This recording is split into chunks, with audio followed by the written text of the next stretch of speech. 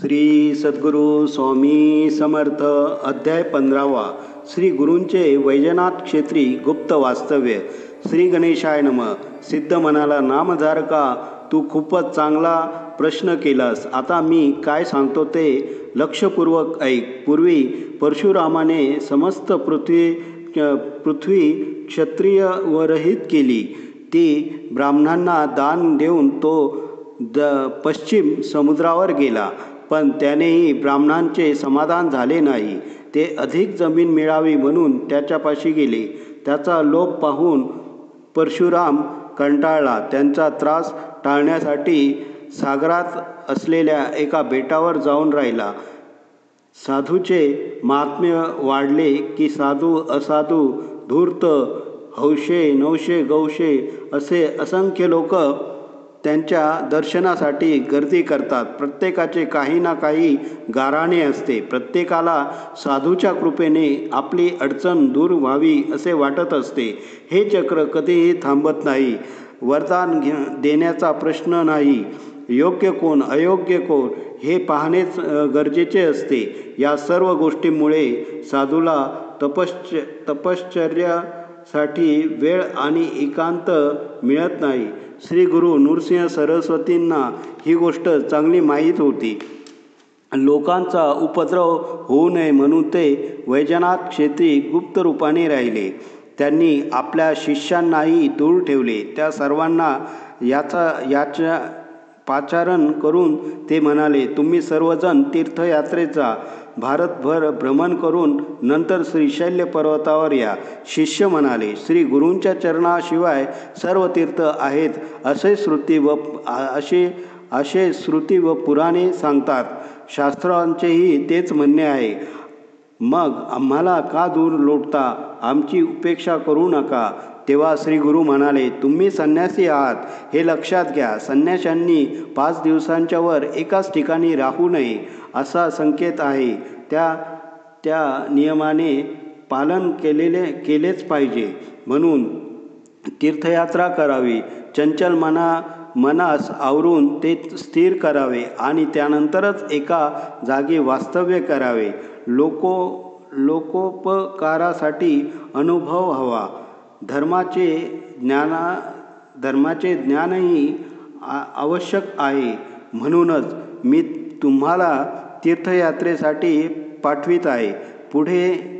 पुढे यात्रा पूर्ण करून तुम्ही बहुधान्य संवत्सरात श्रीशैल्य क्षेत्री या.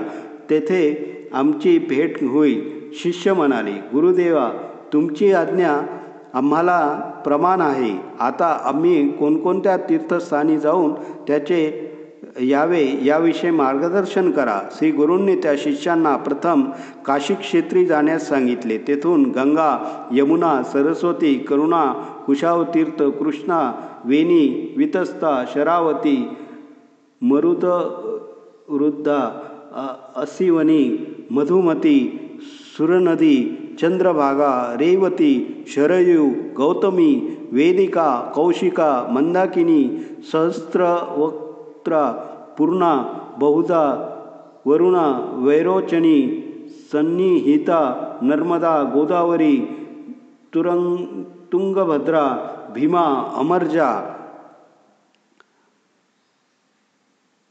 अमरजा, पाताळगंगा, कावेरी, ताम्रपर्णी, कृतमाला, पंचगंगा, मलयप्रभा, श्वेतशृंगी या नद्यांचा तटाकयात्रा करावयास म्हणजे अनेक तीर्थांचे दर्शन घेता येईल असे सांगितले. नदीमध्ये स्नान करावे. आजूबाजूचे ग्रामे व परिसर पाहावा. प्रत्येक ठिकाणी कृच्छ्रव्रत एक प्रकारचे प्रायश्चित्त करावे. त्रिवेणी संगमावर स्नान व तप करावे असे सांगितले. कोणत्या दिवसात नद्यांचे पाणी मलिन असते, कोणत्या काळात नदीमध्ये स्नान करू नये, नदी स्नानासाठी योग्य नाही हे कोणत्या लक्षणांनी ओळखावे हेही सांगितले.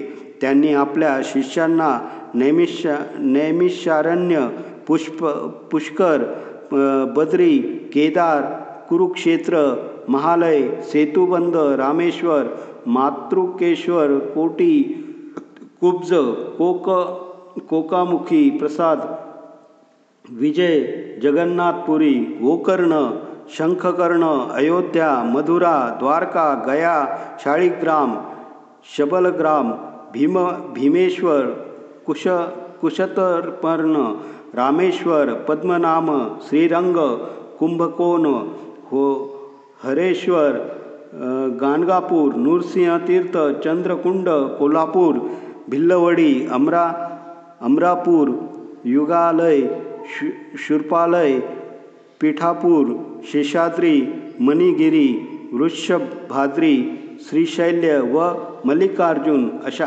अनेक तीर्थस्थानांची महती सांगून तेथे जाण्याची आज्ञा केली.